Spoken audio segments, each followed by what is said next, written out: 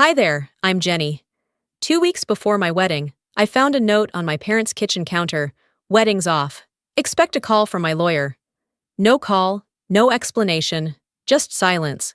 But that wasn't the worst part. They used my wedding plans for someone else. My own sister. My money, my venue, even my dress. Reassigned like I was never part of it. What kind of family does that? And what happened 48 hours later? I promise it changed everything. I arrived at my parents' house earlier than usual that morning. The sun hadn't fully risen yet, casting that soft, dim orange light across the windows of the quiet Charleston neighborhood. I'd planned to drop off the final cake samples and the newly printed invitations before heading into work. Everything had been scheduled down to the hour these last few weeks, and I'd been careful not to overstep, especially with my mother. I let myself in through the side door like I always had. No voices, no faint sound of the television humming in the background, not even the soft clink of my mom's favorite teacup. The house felt still. Then I saw it. A single sheet of paper lay folded in half on the kitchen counter, right where my mother usually left cheerful post-it notes, reminders about flower pickups or seating charts. But this wasn't her usual handwriting. This wasn't blue ink with loopy curves. This was black, sharp, and cold. Wedding's off. Expect a call from my lawyer. That was it. No greeting, no signature, no damn explanation. For a moment, my body just froze. No breath, no movement. My mind went silent, as if it couldn't process the fact that 7 words had just detonated everything I had been planning for the last year. I didn't scream. I didn't cry. I didn't even text my fiancé, Jace. Instead, I picked up my phone and typed one word back to my mother. Understood. I drove home in complete silence. The roads were almost empty, but I couldn't hear the hum of the engine or the soft thuds of tires over pavement. It felt like my body had gone somewhere else and left me behind to deal with the wreckage. I didn't go to work that day. I didn't call anyone. I sat on the edge of my couch, still in my shoes, replaying every conversation from the past month. What had I missed? Was it when I disagreed about the number of guests? Or when I told Karen she couldn't bring a +1 she'd just started dating? No. This wasn't sudden. This wasn't a tantrum. Someone had planned this. By nightfall, I still hadn't heard from them. Not one call. Not even a follow-up to that note. But I got something else. A message from my cousin, Courtney, popped up on my screen. Hey, I think this was meant for someone else, but it showed up in my email. You should see it. Attached was a screenshot of a group chat titled, Monroe Family Wedding Changes. My heart pounded as I scanned the names. Julia, Karen, Lyle. They'd been planning a restructured celebration. The same venue. The same guest list. Just with Karen. Karen, my younger sister, recently engaged, was now the centerpiece of the event that was once mine. The florist's invoice had been updated, replacing my name. The photographer's new draft timeline listed Karen and Zach as the couple. I wasn't just removed. I was replaced. I stared at the screen, reading the same message over and over.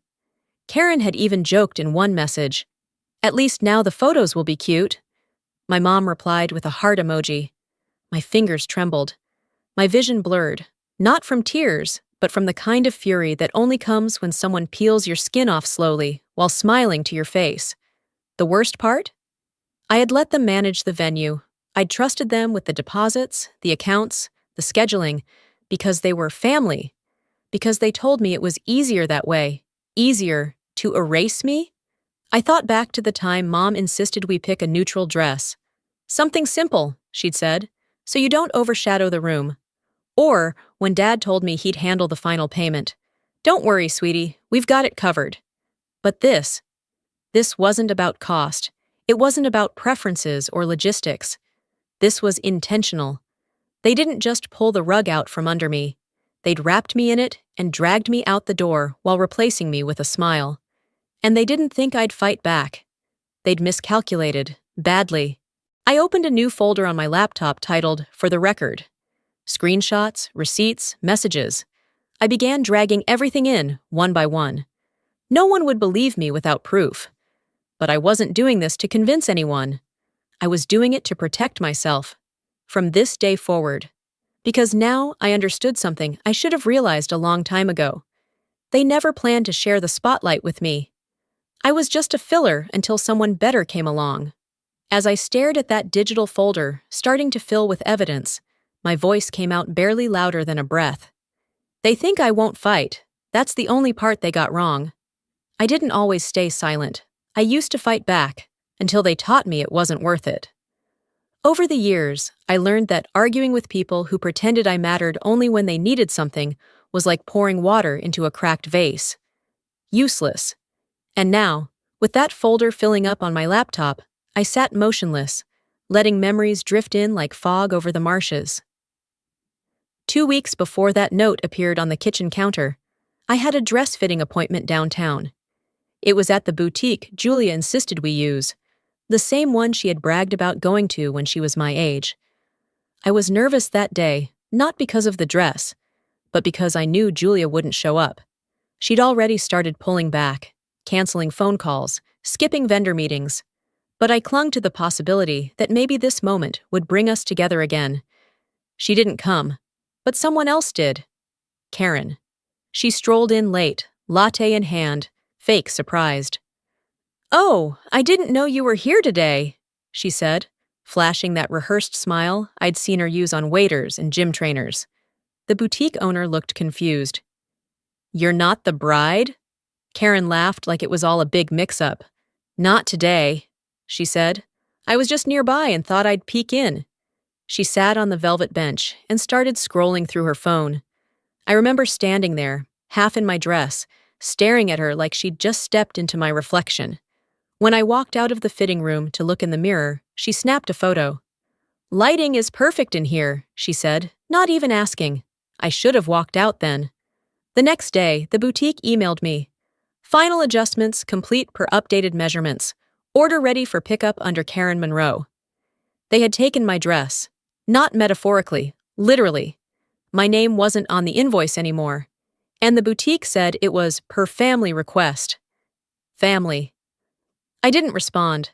I just sat at my kitchen table for hours, fingers wrapped around a coffee cup that went cold twice. At some point, I opened the boutique's Instagram out of habit, and there it was. A reel. A perfectly curated little montage, tagged with autumn leaves, and the caption, "So happy for Karen. Perfect fall wedding." I watched it. Karen walked down the aisle in my dress. In my venue. With my string quartet playing the same piece I'd handpicked for my entrance. Every frame glowed like a magazine spread. Julia and Lyle beamed with pride. They toasted champagne. They hugged Karen like she was the crown jewel of the family. And not once was I mentioned. Not a thank you. Not a photo tucked into a corner.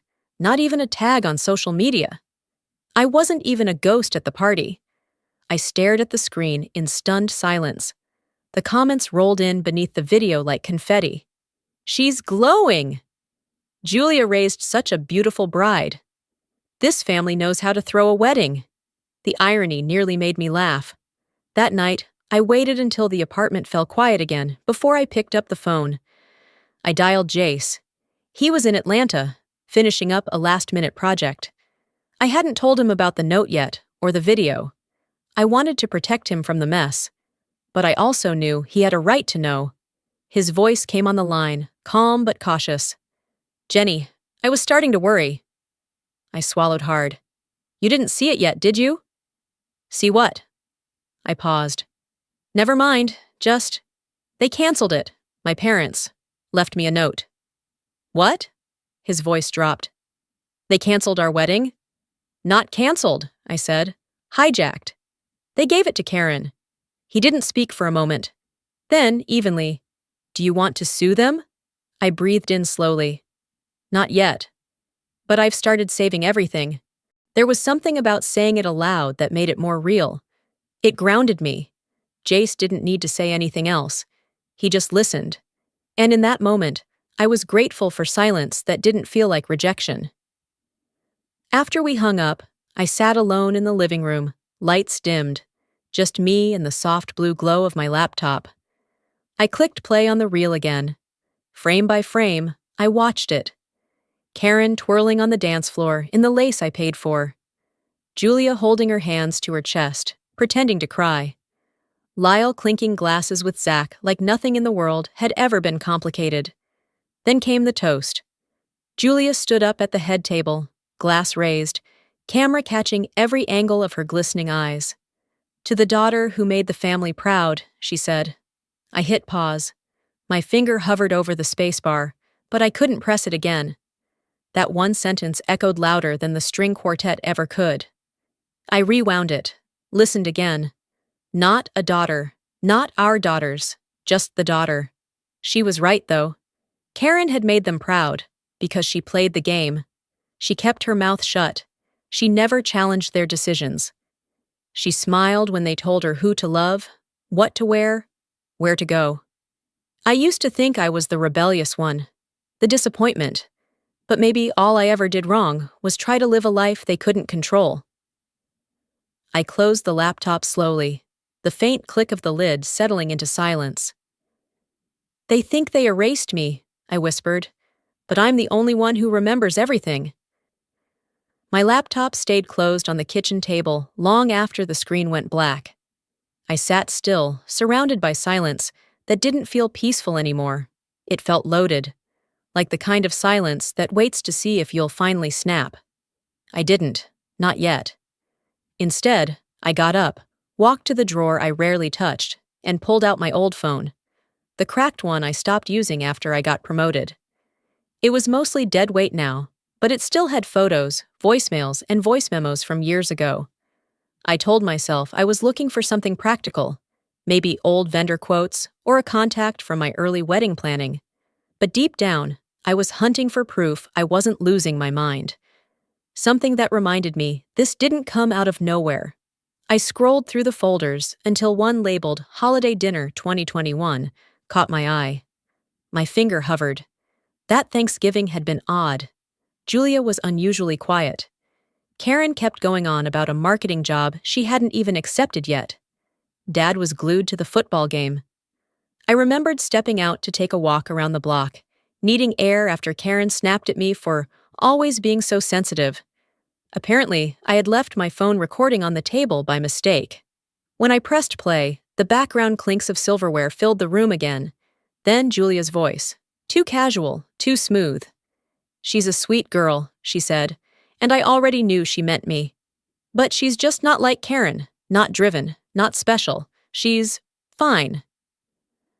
That word, fine, cut deeper than anything vulgar ever could.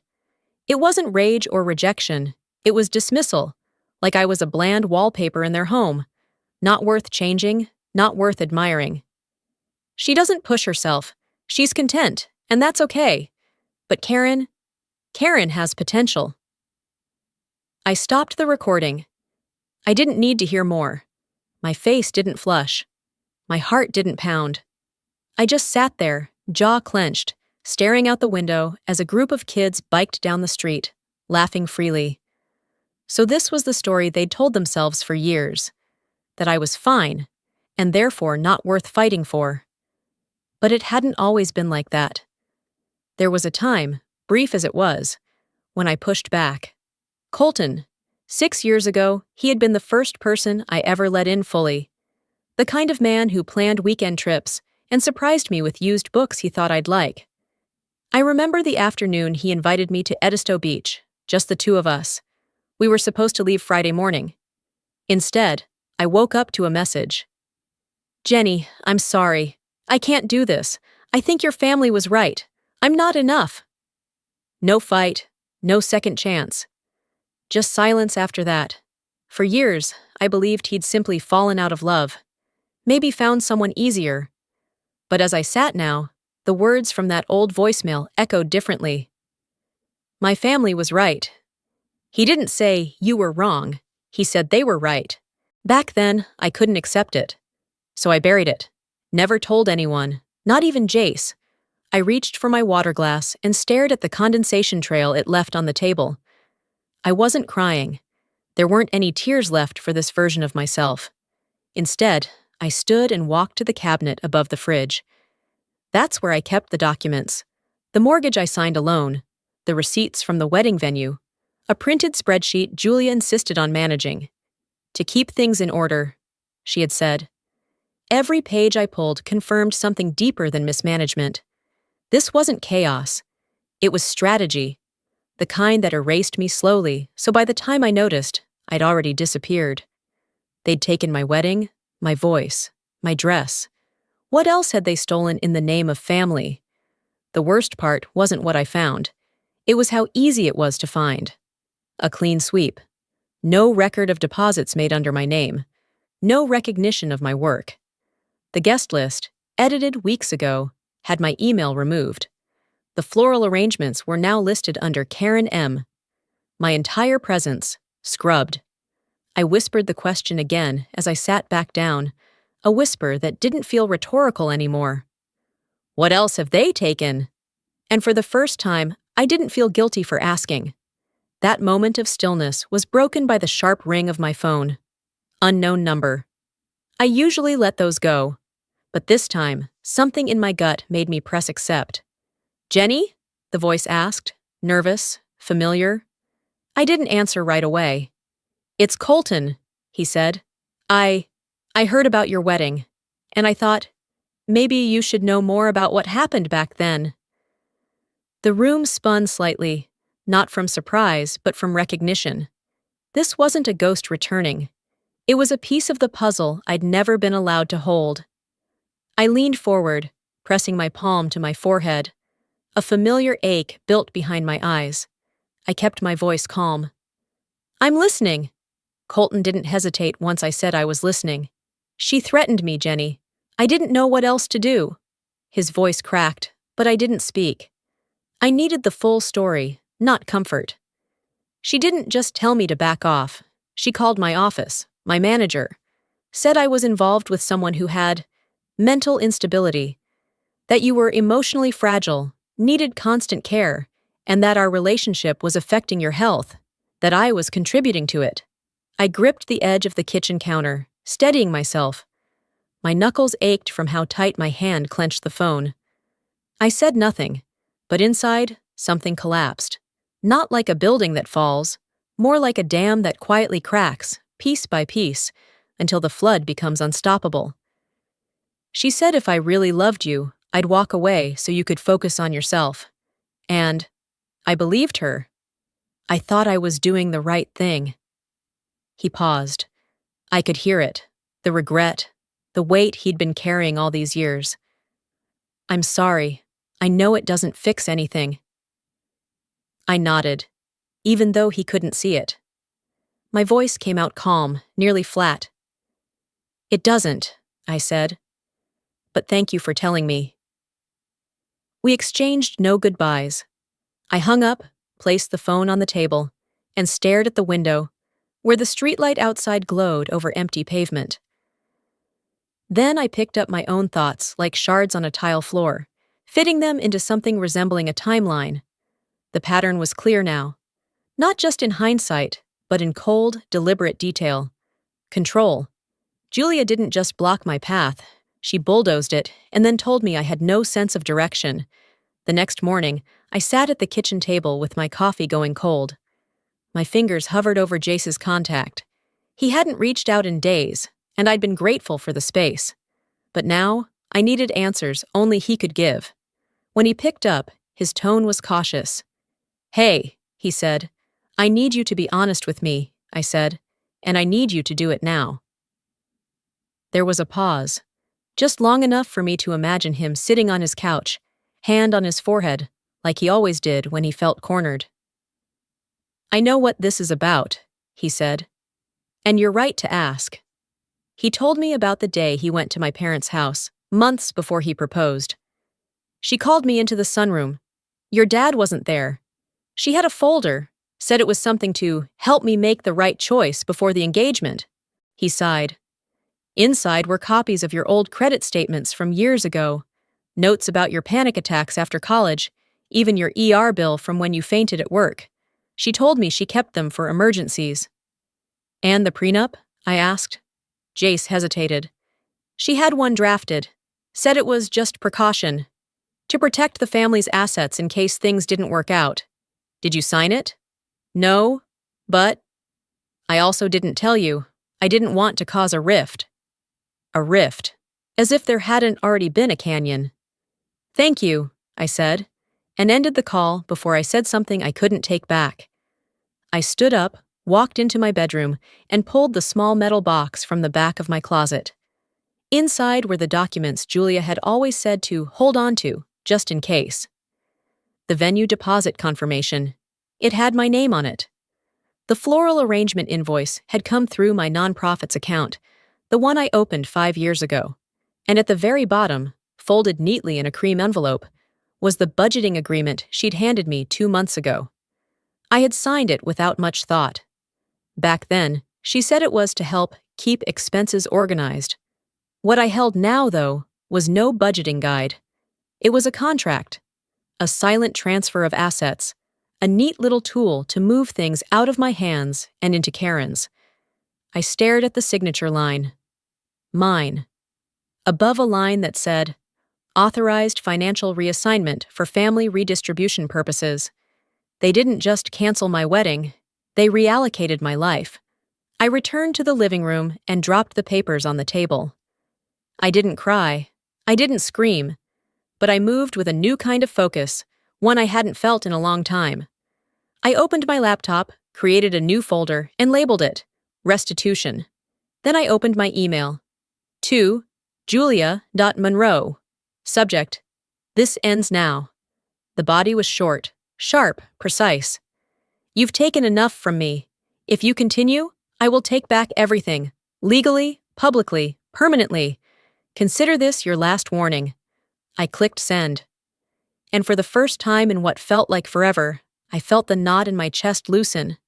Not because I was done, but because I had finally started. I didn't wait for her reply. I shut the laptop, pushed my chair back, and walked to the window. The sun was beginning to creep over the edge of the rooftops, casting that strange gray-blue light across the empty street outside. The kind of light that feels like a warning.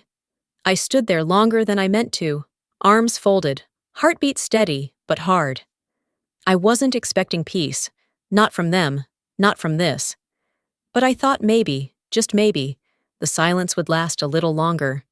It didn't. A buzz from my phone dragged my eyes down to the screen. Notification from Facebook. Karen had posted something. I hesitated, thumb hovering above the screen. Then I tapped. Her post was long, crafted. The kind of message someone spends time rehearsing, not just in writing, but in the mirror, over breakfast, while twisting a wedding ring she didn't earn. She called me unstable, accused me of fabricating stories, of having a long-standing pattern of emotional volatility. She claimed I was undermining the unity of the family and lashing out because I couldn't handle not being the center of attention. Julia had liked the post. Lyle left a heart reaction. My stomach turned, but I didn't cry. I didn't pace or shout or throw the phone like I would have years ago. Instead, I opened my screenshot tool, captured the post, the comments, the timestamps, saved them into the folder titled Restitution. If they thought this would break me, they hadn't been paying attention. I poured myself a cup of coffee, sat at the kitchen table, and stared at the post again, not to read it, but to study the responses. Former family friends chiming in, most of them vague but loaded. So sorry you're going through this, Karen. Or, some people just can't let go of the past. They were trying to shame me into silence, but they didn't realize I had stopped playing their game. I tapped Marla's contact. She answered on the second ring. Jen? Her voice was tight, cautious. Hey, I saw Karen's post. You okay? There was a pause. I saw it, I replied. I was wondering if you'd want to meet up. I could really use a familiar face. Marla inhaled sharply, then exhaled like she was about to deliver news no one wants to say out loud. I don't think that's a good idea, she said. Your mom's. People listen to her, Jenny. She helped my cousin get into that law firm. And after that thing with your aunts, well, I can't risk it. I blinked. No hard feelings, she added quickly. It's just complicated. I thanked her anyway, hung up. And I sat there for a while, letting that moment settle, not as betrayal, but as confirmation. Julia's power didn't stop at the front door. It ran through the veins of this town, like a quiet current no one dared swim against. I took my time that afternoon, did the dishes, cleaned the bathroom, watered the succulents by the windowsill, let the silence stretch, not out of avoidance, but because I needed the space to think without their noise. At dusk, I picked up the phone again. This time, I called Karen. She answered like she'd been expecting it. Finally decided to talk?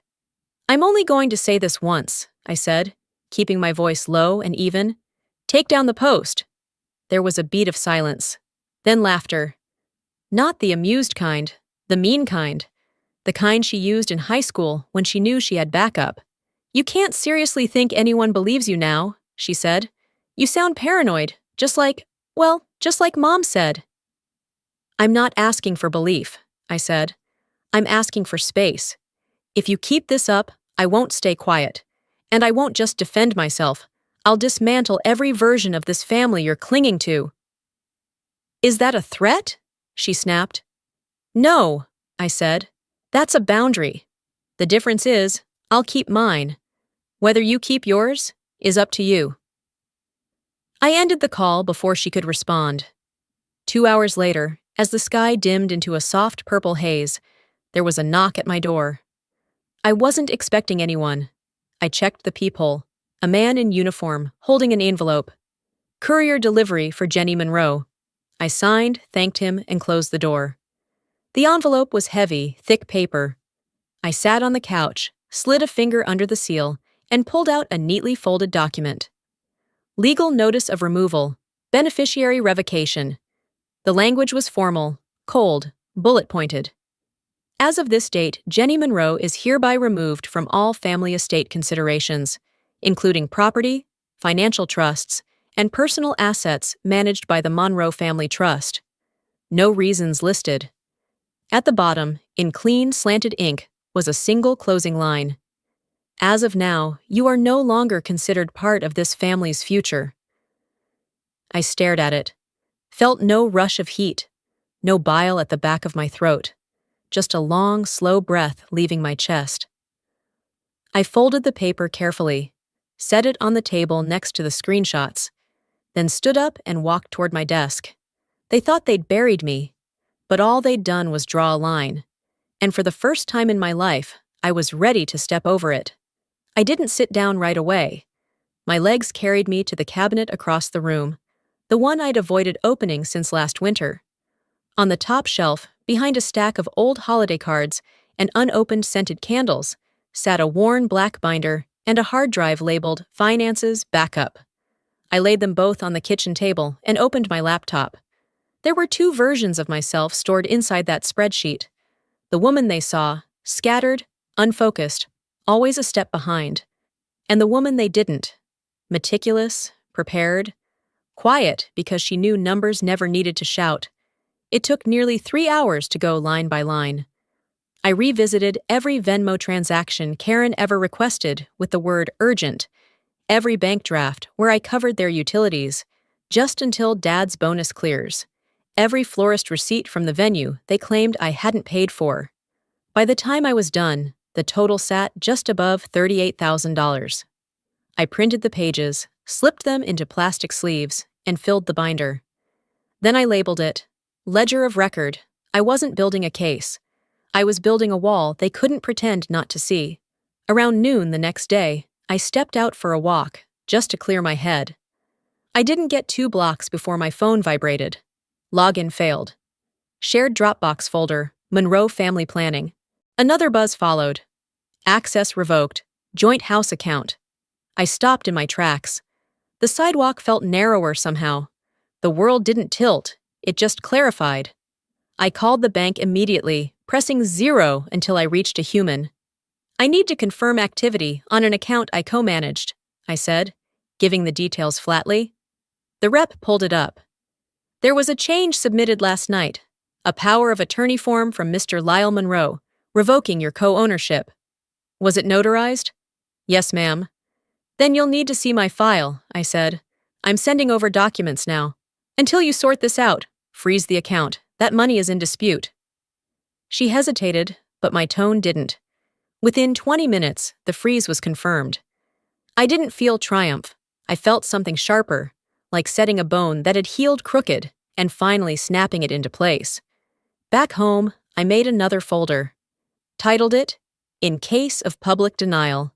Inside it went everything that proved my version of this story wasn't a narrative. It was a timeline. Text messages from Karen promising repayment. Email threads with Julia discussing shared costs. Digital contracts signed under my name for venue services, now credited to them. I didn't plan to post them, but I wanted them ready. People like my family didn't fear confrontation. They feared being unmasked, not with emotion, but with receipts. And that was the one thing I'd always kept. I closed the laptop, stood up, and made tea. The act was simple, mundane even, but it steadied me. My hands didn't shake as I poured. My breath didn't hitch when I sat back down. I wasn't waiting for them to fix it anymore. I wasn't even waiting for justice. I was laying brickwork. At 8:17 p.m., my phone rang. It was an unknown number, but I recognized the area code, my old banker's office. I answered on the second ring. Ms. Monroe? Yes. This is Allison from McAllister Financial. I think it would be best if you came in tomorrow. We received a document this morning. It lists your signature, but something about it didn't sit right with me. What kind of document? It references property reassignment, partial title transfer on a home under the Monroe family umbrella. We flagged it because your existing file shows no prior authorization. My chest didn't tighten, my voice didn't rise. Do you still have it? Yes. Keep it secure. I'll be in at 9. She paused. You'll want to bring any legal paperwork that contradicts what we received. I looked at the binder sitting on my kitchen table. I've got plenty. After the call, I turned off all the lights except one over the sink. I stood there for a moment, the glow catching the edge of the binder's spine. They'd taught me to be polite, to not raise my voice, to apologize even when I wasn't wrong, but they never taught me what to do when I stopped caring what they thought. And now they'd picked the wrong thing to forge. Morning broke with the kind of chill that didn't come from the weather. My shoes echoed through the office lobby, muted by the heavy carpet, but my steps were precise. I'd worn navy, clean, professional, forgettable. I didn't need to stand out today. I needed to stand tall. At 9:26 a.m., our front desk buzzed. Jenny?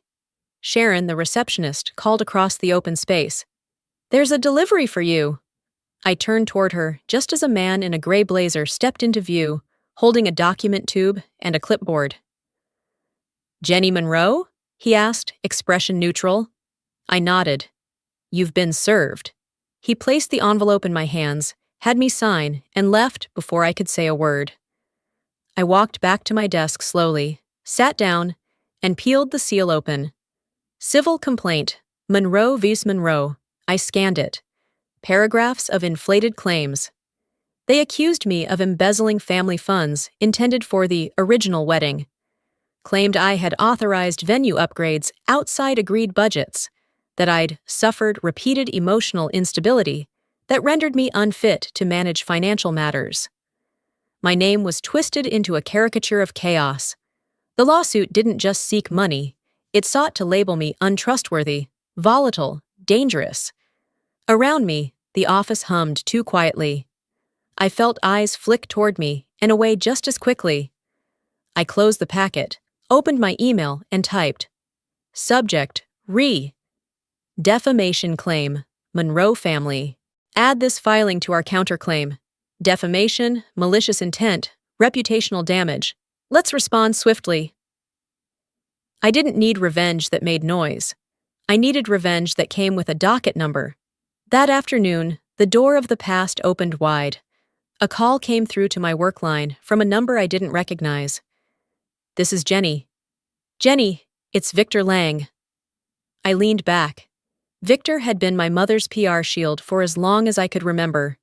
He'd been the man who spun Julia's missteps into inspirational quotes, the one who'd told newspapers that our family was resilient when whispers of misused funds at her charity circled 10 years ago. Now, he sounded like someone playing both sides. "I just wanted to reach out," he said, smoothing his tone like a politician, "and say, you might want to let this play out quietly. Sometimes the noise dies faster if you don't feed it." "You're worried about Julia's image," I replied.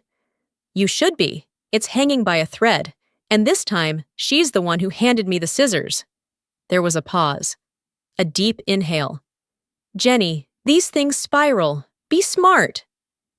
"I am being smart. That's what scares you." I ended the call.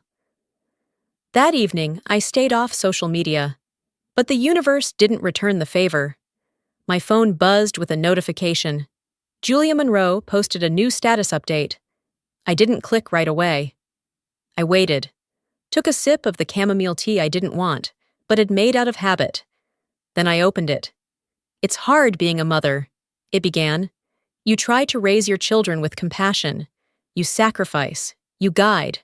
But sometimes, when pain twists a child's view, all they can see is betrayal, where there was once love." There was no name, but everyone knew who it was about. The comments poured in. People from church, neighbors from our old block, Karen's new in-laws. "She's lucky to have you as a mother." "Some kids just turn bitter no matter what you give them." "I've seen this before. It's the money. Always the money." I printed the post. All 57 comments. Highlighted names. Took screenshots of every mutual connection who clicked like. Then I handed them to my attorney. "Don't respond," she said. "I won't, but you will." We began outlining our timeline. When Karen first asked for the deposit loan, when Julia sent me the budget spreadsheet that later reallocated assets, when the house was listed with my name on the agreement, when the Dropbox folder was mysteriously wiped. I didn't need to argue with strangers online. I had a courtroom. 3 days later, an email came through just after breakfast. Court date confirmed. Monroe vs. Monroe, Civil Division, Room 204. Hearing set for 3 weeks out. I stared at the date. Then, my reflection in the kitchen window, blurred by the morning haze. They wanted to embarrass me, silence me, redefine me. But the only thing they'd accomplished was sharpening my resolve. I turned from the window and spoke out loud to no one but myself. "You want a public fight? Fine, but I'm bringing every truth you buried." After I closed the email confirming the court date, I didn't sit down. I didn't scroll through more evidence or rehearse possible questions. I walked straight to the living room window, pulled back the curtain, and stared out into the quiet, early evening stillness. The streetlights flickered on as the sky dimmed, and I stood there in silence, one hand gripping the edge of the curtain, the other resting against my thigh, steady and warm. This was no longer about my wedding. It hadn't been for a while. This was about years of being told what I was allowed to want, and who I was allowed to be. I sat at my desk, opened my laptop, and created a new folder. I titled it simply, Truth. Then I wrote the first post. No preamble, no emotional introduction, just a headline. My name is Jenny Monroe, and here's what they erased. Underneath, I dropped in screenshots, one by one. Bank transfers from my account to Karen's over the past 5 years, labeled venue deposit, catering emergency, travel reimbursement.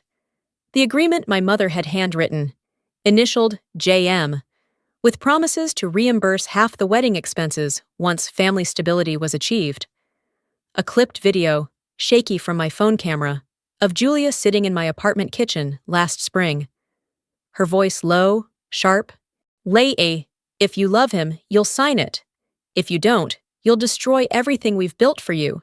Do you want to be another mistake? I added the Venmo trail. The florist invoice with both our names, but only my signature. the guest list with red lines over my friends' names. No commentary, no hashtags, just cold, careful documentation. I hit post and turned off the screen. When I woke up at 6:20 the next morning, the thread had been shared over 3,000 times. Comments rolled in faster than I could read. Strangers, former classmates, quiet supporters, who had watched from the sidelines for years, and people asking questions. Why would a family do this to their daughter? Jenny, you're not alone. This is what generational manipulation looks like. At 7:02 a.m., my phone rang. I didn't recognize the number. I picked up anyway. Jenny, Karen's voice said, brittle and shaking. What the hell are you doing? I'm telling the truth, I said simply. You've made Mom look bad. You've made all of us look damaged. I waited. You think the internet is going to fix this? She hissed.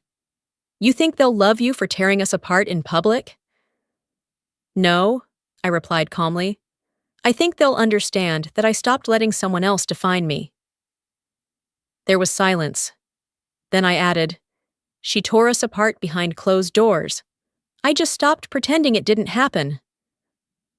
I ended the call, then blocked the number. By noon, my lawyer called to confirm we were ready to submit the final counterclaim.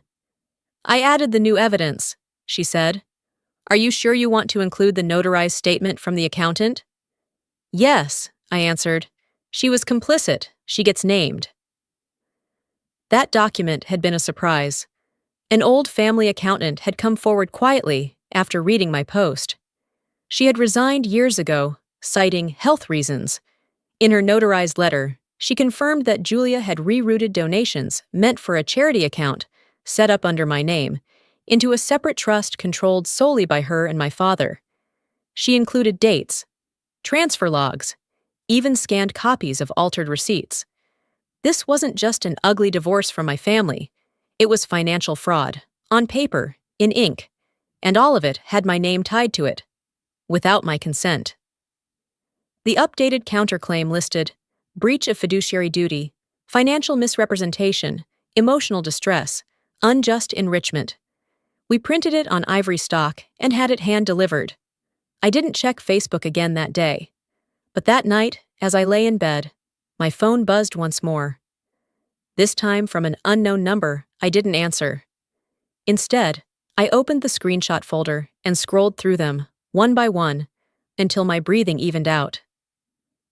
The next morning arrived with a steady drizzle.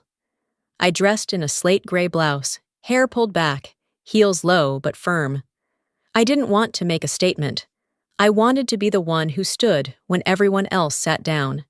The courthouse hallway was quiet. Pale green walls, long benches.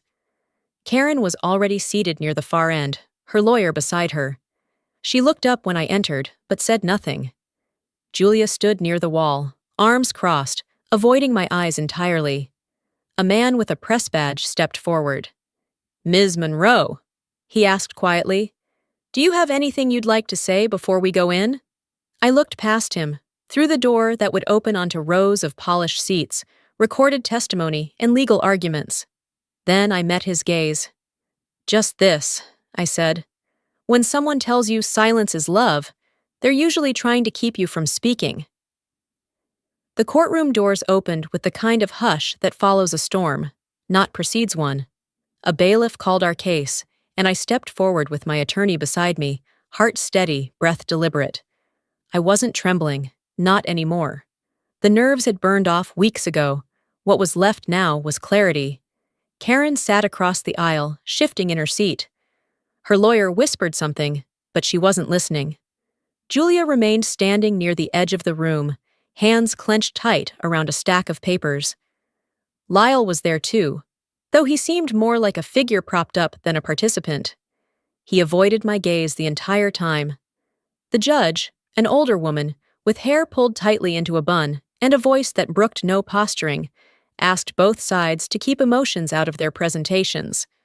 This isn't a reality show, she said bluntly. It's civil court. Facts, please. I let my lawyer do most of the talking. Contracts, transfers, recorded conversations. We submitted everything. When it was their turn, Julia's side attempted to argue emotional instability, to which the judge raised an eyebrow and asked for clinical documentation. None was provided. By the end of it, there were no slammed gavels, no dramatic gasps. The ruling was measured, independent audits to be conducted, Jenny Monroe granted temporary legal authority over disputed funds, and all remaining property matters to be resolved through civil mediation. When it was over, Julia didn't speak. Karen stormed out. Lyle followed without looking back. I didn't smile. That wasn't what this was for. This wasn't about walking out victorious. This was about finally standing. 2 weeks passed before I returned to the Monroe house, what used to be home. I arrived unannounced, mid-afternoon, holding a manila folder with the final settlement papers and the release form removing my name from the deed. The front door wasn't locked. I walked through, my heels soft against the hardwood floors. The hallway smelled the same, lavender and furniture polish, but it didn't feel like it belonged to me anymore. I paused in the kitchen, ran my hand along the edge of the counter where I used to help bake pies for Thanksgiving. Passed by the staircase I once sat at during high school arguments. Stood at the doorway of my old bedroom and barely recognized the girl who used to cry into her pillow every time her mother told her, "You're just too much." Nothing had changed. Everything had. I placed the folder on the kitchen table. Then I pulled my old keys from my coat pocket, set them gently on top. I didn't knock. I didn't wait for anyone to find me. I just stepped out and let the door click shut behind me. A few days later, a plain white envelope arrived at my apartment. No return address. Inside was a personal check. The memo read, "Reimbursement for dress, venue, and emotional damages." The amount? $31,320, an exact match for what I'd tallied in one of my earliest spreadsheets. No note, no apology, just the check. I didn't cash it. I framed it. Underneath the glass, on a small brass plate, I had engraved, "Proof that they knew." It didn't make me whole, but it told me I hadn't imagined any of it. Another week passed before I heard from Marla again. Her name popped up on my screen during a quiet Friday morning at a cafe by the river. "I saw what you did," her message read. "If you ever need a partner for what's next, I'm in." I took a sip of my coffee, watching a pair of ducks skim across the surface of the water. My laptop was open, cursor blinking on a new document titled Monroe and Wells, Advocacy and Legal Planning for Women in Crisis. The idea had been brewing ever since the courthouse, because for every woman like me who found her way through the noise, there were 10 more still stuck inside it, wondering if they were the problem. I set my mug down, typed the first sentence of the mission statement, then stopped to read it back aloud. "Freedom isn't loud," I whispered. "Sometimes it's just the sound of no one calling you back." And that, more than any verdict or headline, was the ending I'd been waiting for. Sometimes the hardest battles aren't the ones fought in courtrooms or over dinner tables. They're the ones where you finally choose yourself over being accepted. If there's one thing I've learned through all of this, it's that family isn't built on silence or submission. It's built on respect, accountability, and the freedom to speak your truth, even when it shakes the room. I didn't win by hurting them. I won by stepping away, by reclaiming the parts of me they tried to rewrite. And maybe that's the real lesson here. Closure doesn't always look like justice served in headlines. Sometimes it's just peace, and a quiet morning where no one's trying to control your life anymore. What about you? Have you ever stayed silent to keep the peace, only to realize you were sacrificing yourself in the process? I'd love to hear your thoughts. If this story resonated with you, drop a 1 in the comments or tell me where you're watching from. And if it didn't sit right with you, let me know why. I'm here to listen. If you'd like to hear more stories like this, real, raw, and deeply human, make sure to subscribe to the channel so you don't miss what's next. You deserve to be heard. Let's keep the conversation going.